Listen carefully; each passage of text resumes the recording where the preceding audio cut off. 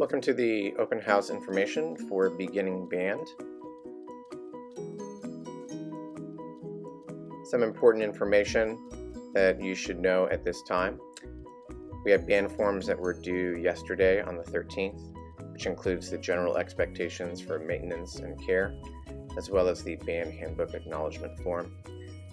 We have had 2 worksheets due so far, the band instrument diagram worksheet and the first week playing goals and objectives. We have 2 other worksheets due this week. One is the band instrument families worksheet and one is the music staff worksheet. All the beginners should have a worksheet in their folder titled the First Mission Goals sheet, where they are passing off a number of specific skills in class. Students should have half of these done by now. If they're not done with half of that sheet, then they're probably a little bit behind at this point. The band forms were linked to a newsletter sent out in August and are also linked on eCampus under the Resources tab.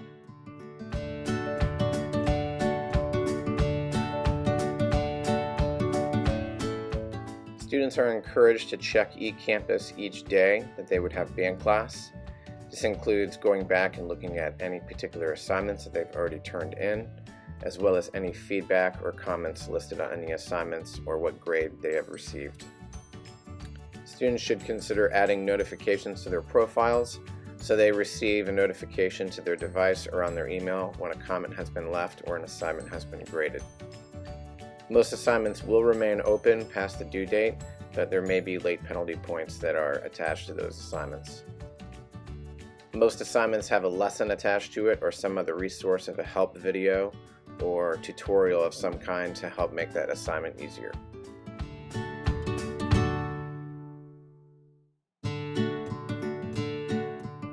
When students log into Clever, there is a tile that's called Office 365.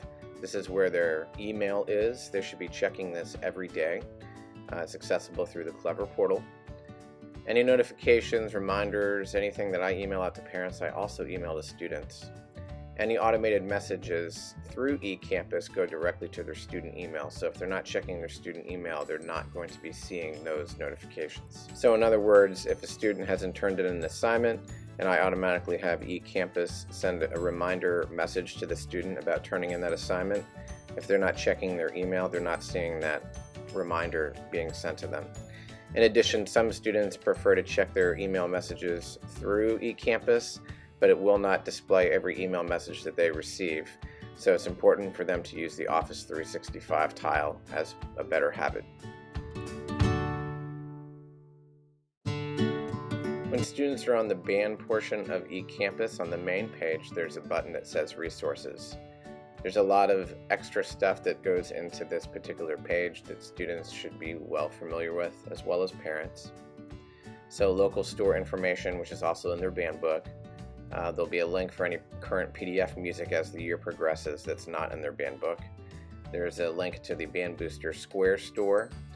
There's a link for any band class handouts. So any papers that I pass out in class, there'll be a copy of it there. The link to the band handbook is there, as well as any other required forms that we previously talked about. And there'll be a link to practice tracks that are also having to do with stuff that's in their band book and any other helpful troubleshooting resources for students on their instruments.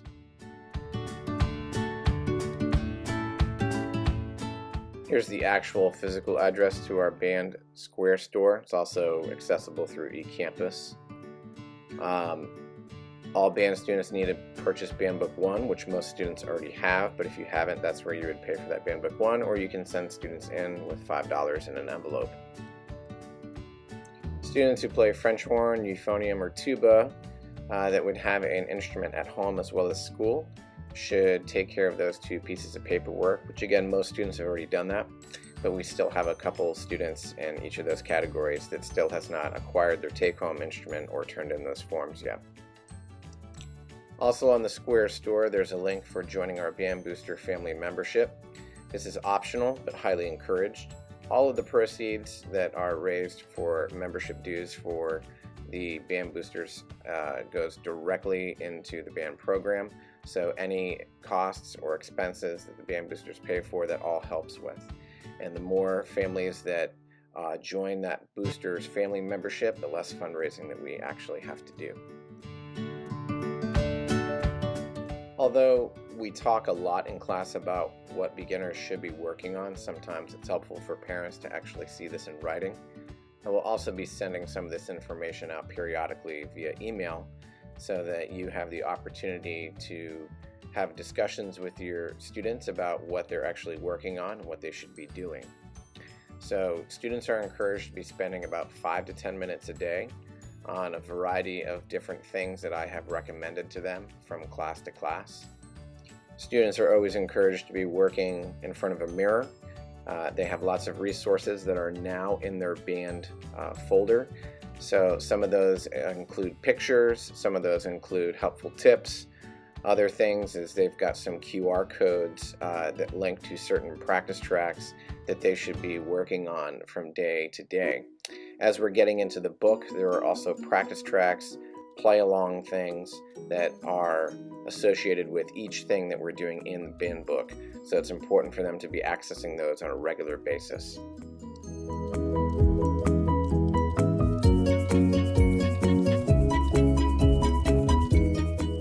A brief summary is going to be sent home this week concerning our upcoming fundraiser. Please look out for this and fill it out, as it should not take very much time. Our annual fundraiser is called SnapRaise.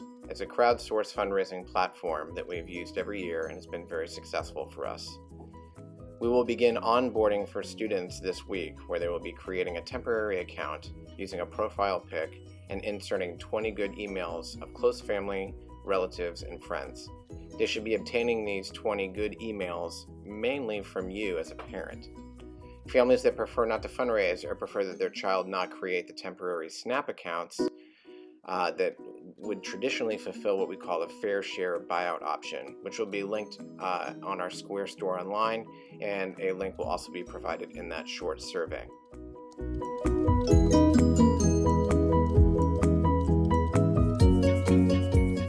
Some important dates that you'll need to know coming up: we will be kicking off that fundraiser on September 30th. On October 1st is an 8th grade band night at Hagerty High School for those who are in 8th grade. October 5th, we'll be doing band uniform fittings after school. Please look for a survey that's going to be coming home about that. We'll also be doing that on October 6th. October 15th is the 8th grade band night at Oviedo High School. December 6th is the winter band concert at Hagerty High School at 6 p.m.